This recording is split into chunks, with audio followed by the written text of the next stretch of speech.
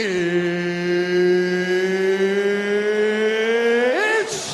time!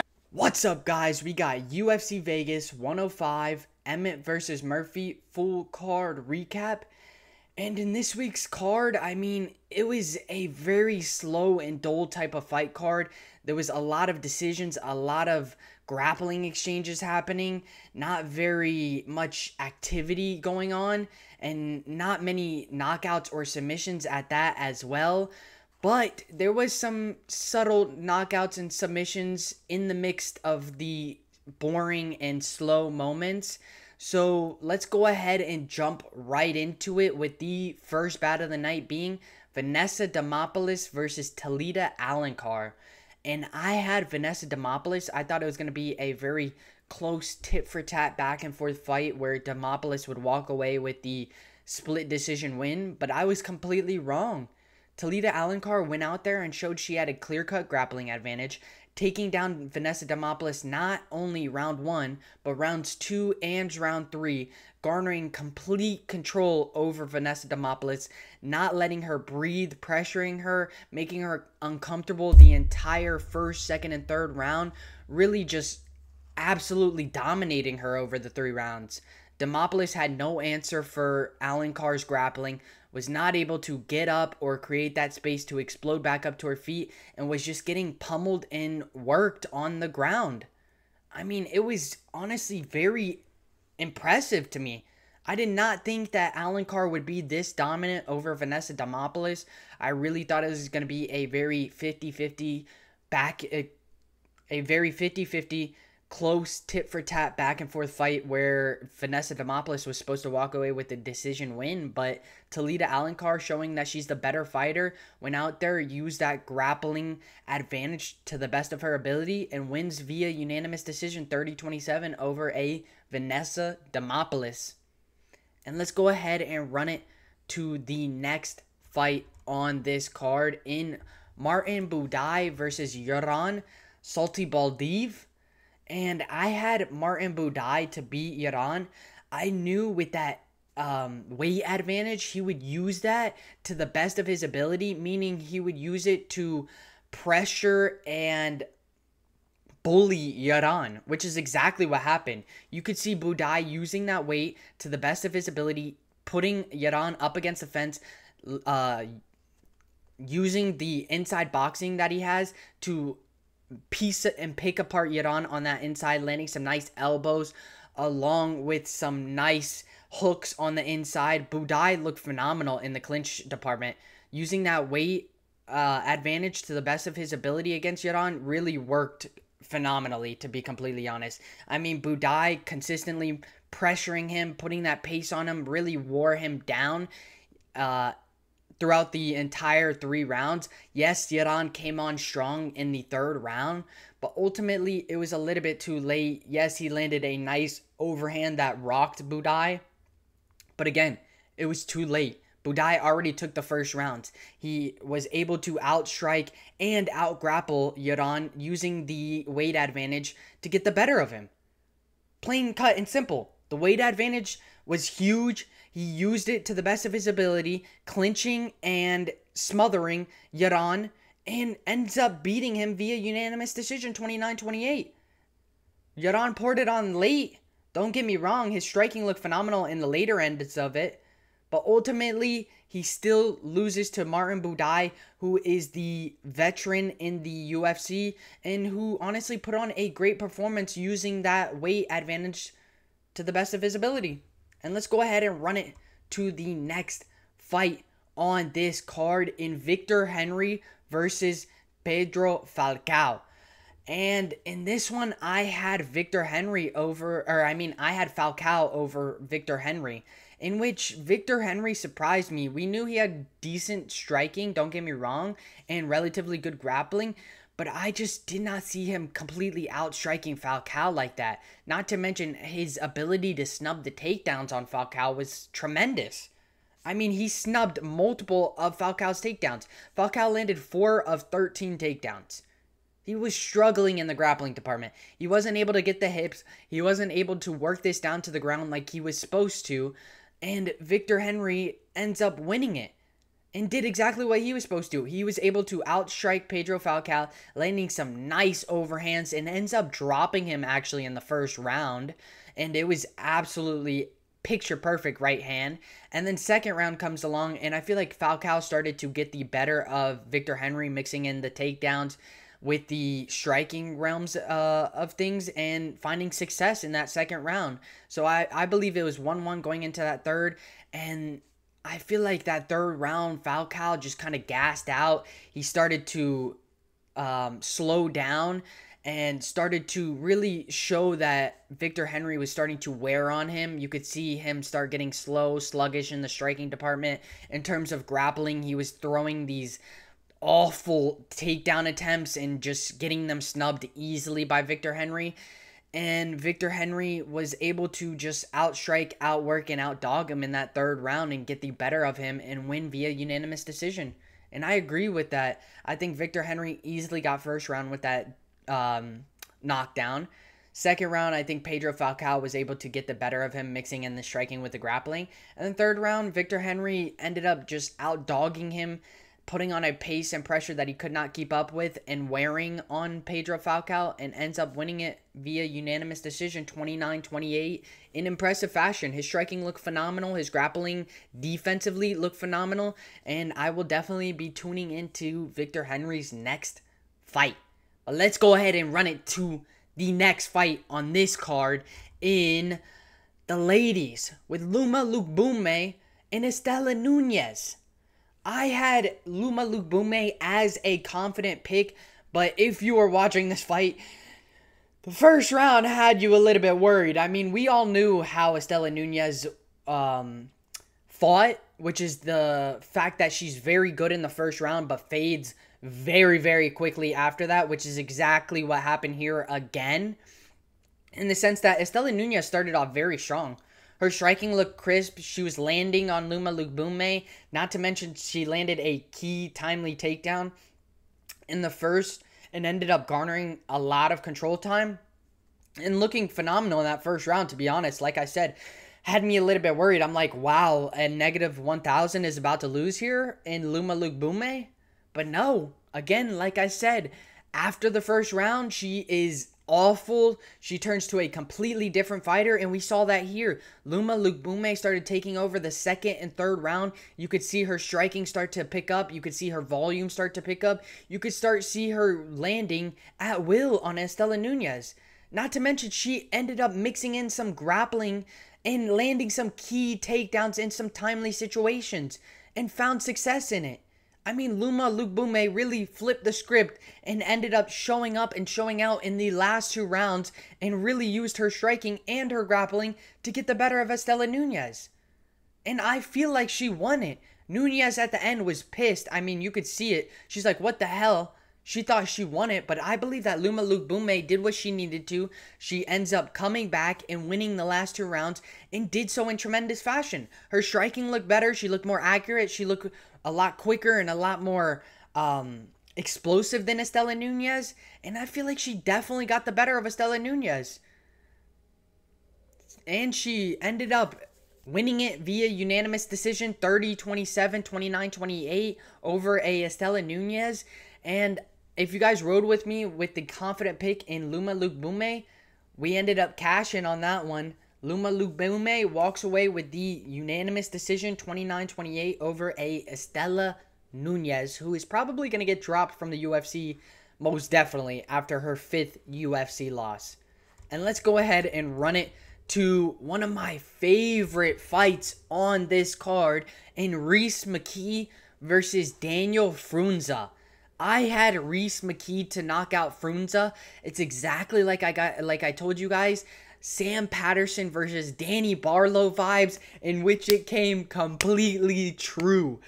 Rhys McKee ends up dropping Frunza in the first round multiple times, not once, not twice, but 3 times, and did so not once but twice in the first round, and did so devastatingly. Actually, it was 3 times. Jesus, I am mixing it up. He knocked him down 3 times. It was brutal right hands from the side of Rhys McKee. landing on Daniel Frunza. He ended up actually splitting the lip of Daniel Frunza. Splitting the lip of Daniel Frunza. And swelting up his eye. But it was really the lip that ended up getting the doctor stoppage because it was completely split open. It was awful. Rhys McKee is a savage with his striking skills. I mean, he looked unstoppable, was piecing and picking apart Daniel Frunza, landing some big bombs, and ends up getting the doctor stoppage after the first round due to the fact that he ends up splitting the lip open of Daniel Frunza, and it was wide open. You could literally go like this and open it up, and you could see all of the lip. It was very, very impressive from the side of Rhys McKee. I feel like a lot of people were sleeping on him and sleeping on his stellar striking skills, in which they paid the price. He went in and he absolutely put belt to ass on Daniel Frunza and got the doctor stoppage after the first round in devastating fashion. And let's go ahead and run it to the next fight in Satybaldiev versus Dione Barbosa. And I had Barbosa along with probably all of you. And she absolutely dominated this fight. I mean, from start to finish, she was putting the paws on Satybaldiev. Not only that, she was able to land some easy takedowns, garnering some control time over Balbita, working to advance on Balbita, and then finding that tricky submission on Balbita. I mean, Barbosa is a savage in this women's division. She really is. She ended up taking Balbita down easily, working her magic, finding the position to advance in, advancing in that position, and finding the submission finish over a Balbita who is just very mediocre. I mean, Barbosa really went in there and showed that she is a tremendous fighter and dealt with a very mediocre fighter very, very quickly. I mean, it was impressive. I did not think that she was going to get it done in the first round. I thought it was going to be a second round finish, to be completely honest. I thought she was going to be a little bit more patient. But no, she finds the takedown and she makes the most of it and ends up submitting Satybaldiev via arm triangle. And let's go ahead and run it to the main card opener in Torres Finney versus Robert Valentine. And I had Torres Finney to beat Robert Valentine. I knew that Torres Finney is one of those fighters that would do anything to win the battle. No matter what he has to do, whether he has to lay and pray on you, whether he has to sit there and strike with you for 3 rounds, he will do whatever he needs to do, which is exactly what he showed here. He was able to use his grappling advantage to get the better of Robert Valentine and ultimately win it via control time.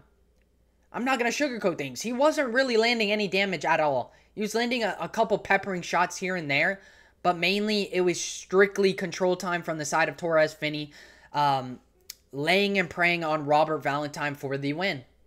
Torres Finney was consistently pressuring, consistently chain wrestling, and consistently on the hips of Robert Valentine, garnering that control time and ultimately winning via split decision. I mean, this was an interesting one because it's like, does damage really trump all? Because like, if we're being for real, the more damaging side had to be Valentine. I mean, he was on the bottom getting controlled, don't get me wrong, but he was landing the better shots. He was picking and piecing apart Torres Finney. But ultimately, Torres Finney still wins it via control time and via a little bit of peppering shots here and there, but take that one with a grain of salt. It was really just the control time that gives Torres Finney the win over Robert Valentine in a split decision 29-28 win for Torres Finney. And let's go ahead and run it to the next fight on the main card in Buday Osbourne versus Gurule. And I had Gurule to beat Buday Osbourne, and in the first round, he looked phenomenal. He looked like he was going to win this fight. He was able to use the grappling to take down Buday Osbourne and was able to garner control time and land some nice ground and pound. Louis Gurule won that first round and was looking good not only in the striking department, but also in the grappling department, getting the better of Buday Osbourne in that first round. But then comes the second round, and you could see a little bit of turn of tides. I even was talking about it. You could see Buday Osbourne start to find that range, start to really land that left hand of his, and ultimately finds the left hook to knock out Louis Gurule as Gurule is coming in for the calf kick. He leaves his face wide open. Buday Osbourne lands a clean left hook that drops Gurule, has him hurt. And ultimately, Buday Osbourne follows it up with some clean ground and pound and gets the technical knockout finish over Louis Gurule. I mean, I was a little bit sad, man, because Gurule looked phenomenal in the first round. He really did. His grappling looked good. He was able to get the better of Buday Osbourne in the striking department and in the grappling department. But obviously, Buday Osbourne adjusted, found his range, and ended up knocking out Louis Gurule with a clean left hook that dropped him and followed it up with some ground and pound. I mean, Buday Osbourne is very interesting. He has some nasty ground and or some nasty power, but he also lacks in the grappling department. So it's like he's always such a question mark, I feel like, because his striking skills are very good, but his grappling skills are terrible, in which he shows that he doesn't really need the grappling skills and finds the knockout finish using the striking skill set that he has. And let's get it. Buday Osbourne wins it via technical knockout over Louis Gurule. And let's go ahead and run it to the next fight on this main card with Brad Tavares versus Gerald Meerschaert. And this one, I love this matchup. This matchup was actually a great matchup.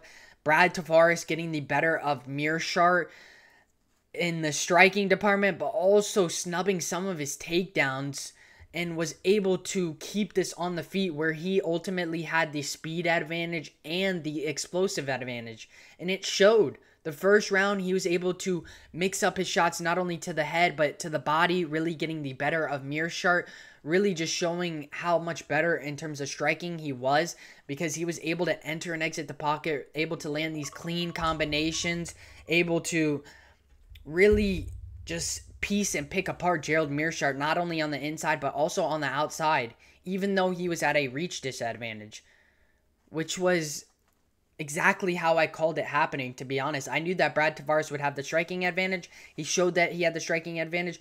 Second round, you could see a little bit more coming from the side of Gerald Meerschaert. He started to find his shots on the feet and started to mix in a little bit of takedowns. He didn't really end up getting any takedowns, but he did get some control time along the fence with some nice clinch against Brad Tavares, ultimately landing some nice elbows on the inside, along with some nice hooks on the inside. And I feel like Meerschaert was really starting to pick up in the second round and was really starting to find himself. But ultimately, I still feel like Brad Tavares ends up getting the second round. His ability to enter and exit the pocket against Gerald Meerschaert really gave him the upper hand, especially with that speed advantage. I feel like he was really able to piece and pick apart Gerald Meerschaert.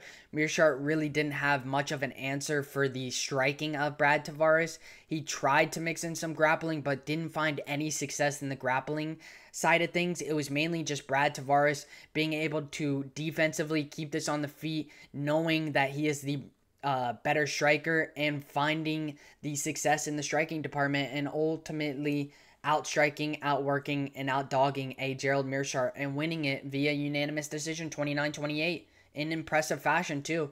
I knew that Brad Tavares can get out there and he can prove that he is one of the best, especially against Meerschaert, who is a veteran in the game with some deadly grappling abilities and some good striking abilities as well. Brad Tavares walks away with the unanimous decision 29-28 over the gritty veteran Gerald Meerschaert. And let's go ahead and run it to the next fight on this card in Cortavious Romious versus Chang Lee. And I thought Cortavious Romious was a lot better than this. A lot better than this. Let me put it to you that way. I mean, Cortavious Romious, I thought he was going to win via decision. I thought it was going to be a very back and forth battle between these two, but boy was I wrong. Chang Lee went in there, showed me that road to UFC has them dogs, and absolutely just brutally beat the shit out of Romious. I mean, I'm not even going to sugarcoat it. He beat the crap out of Romious. He was able to brutally outstrike him on the feet, was able to also mix in some clean takedowns, garnering some control time, also was able to mix in the ground and pound with the grappling side of things, and was finding success. I mean, he was landing some brutal elbows on Cortavious Romious, not to mention some nasty hooks as well on the inside. I mean, Chang Ho Lee really showed that he has that dog in him and was able to absolutely walk over Cortavious Romious. Romious had one moment in that fight where he ended up landing a takedown and garnering some control time. But other than that, it was Chang Ho Lee outstriking him, outworking him, landing some key timely takedowns, and absolutely ground and pounding the hell out of him for the technical knockout finish in the second round. I thought Cortavious Romious was going to be a lot better than this, but nope. He is a dud, and Chang Ho Lee ends up, showing out, and getting the technical knockout over a Cortavious Romious. And I would definitely be looking forward to Chang Ho Lee. I slept on him once, but I will not sleep on him again, that's for sure. But let's go ahead and run it to the co-main event of the evening in Pat Sabatini versus Joanderson Brito. I mean, you hear it in my voice. I had Joanderson Brito as the lock of the week, and he gets absolutely dusted. Absolutely worked. Absolutely dominated. I mean, Pat Sabatini went in there and just showed that Joanderson Brito has a clear hole in his game, and that is the grappling side of things. Pat Sabatini was able to easily get to the hips of Joanderson Brito, easily able to take him down, easily able to garner that control time, and land some nice ground and pound. The entire 3 rounds at that as well. It wasn't just round 1. It wasn't just round 2. It was all 3 rounds. It was Pat Sabatini easily getting to the hips of Joanderson Brito, finding the takedown, garnering control time, smothering him, pressuring him, not letting him get up, and landing some nice ground and pound until the round ends. The entire fight. I mean, Brito was not able to keep on the feet. He was not able to create that space to explode back up to his feet when he was taken down. I mean, Joanderson Brito, in terms of ground game, he doesn't have the best ground game. His ground game got exposed because he was not able to explode back up to his feet or even work back up to his feet. Even though multiple times he was close to the fence, I guess Pat Sabatini was just a menace in the sense that his pressure was able to just completely shut down the side of Joanderson Brito, not let him be able to scramble or do anything from bottom position, and ultimately Pat Sabatini absolutely dominates Joanderson Brito over the 3 rounds, landing some easy takedowns, garnering that control time, and just peppering him with shots from top position, ultimately winning via unanimous decision 30-26 over a Joanderson Brito. And I had Brito as my lock of the week. I mean, I'm not going to sit here and lie to you guys. I had Brito as my lock of the week, in which he gets fraud checked and showed that he is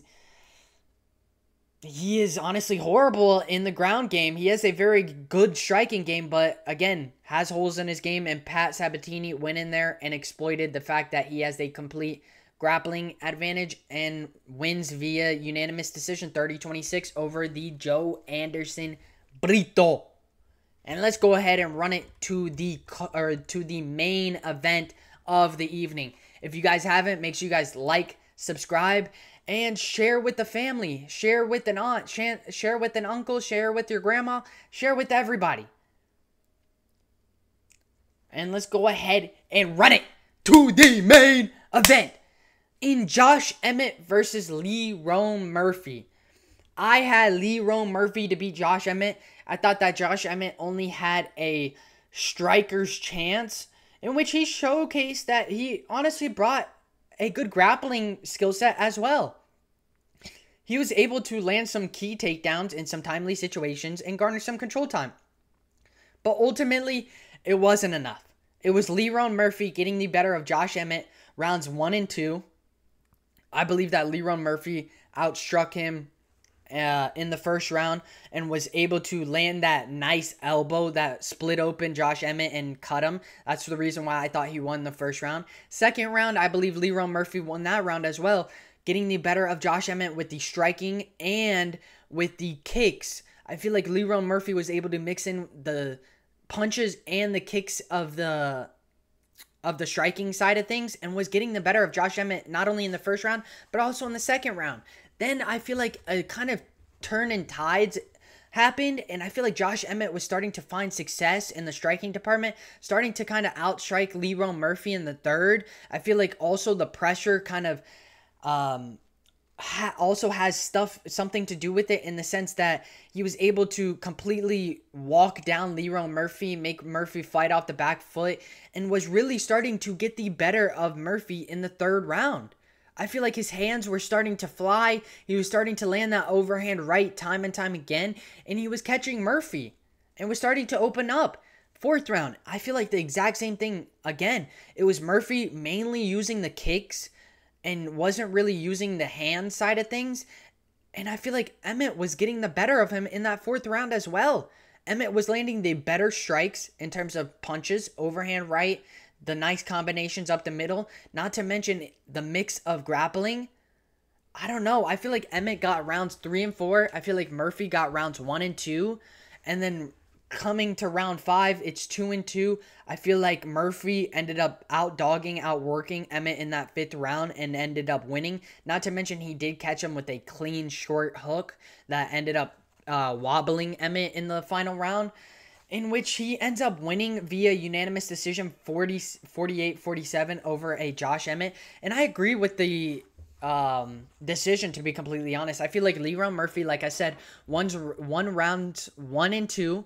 He was able to outstrike and outdamage a Josh Emmett in rounds 1 and 2. Rounds 3 and 4, Murphy was mainly using his legs rather than his hands and was finding success with the legs. But ultimately, I feel like the success with the hands from Josh Emmett was better than the side of the leg kicks from Lerone Murphy.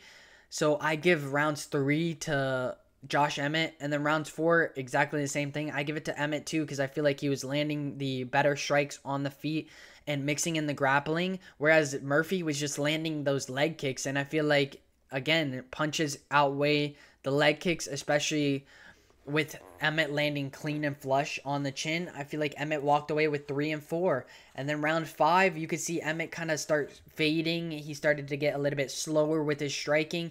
Lerone starting to pick up, starting to outstrike him and outwork him, and ended up winning the 5th round, in my opinion, especially with that short left hook that wobbled Emmett later in the 5th round. I feel like Lerone Murphy went in there, showed up, showed out, and put on a showcase against a tough opponent in Josh Emmett. I mean, let's not forget, Josh Emmett is no bum, no slouch. Lerone Murphy went in there, showed that he was the better striker, didn't even use any of the grappling side of things, and just completely outstruck, outworked, and outdogged a Josh Emmett, getting the victory via unanimous decision 48-47 over the tough, gritty veteran Josh Emmett. And if you guys haven't, make sure you guys like, subscribe, and I'll catch you guys in the next one. Peace.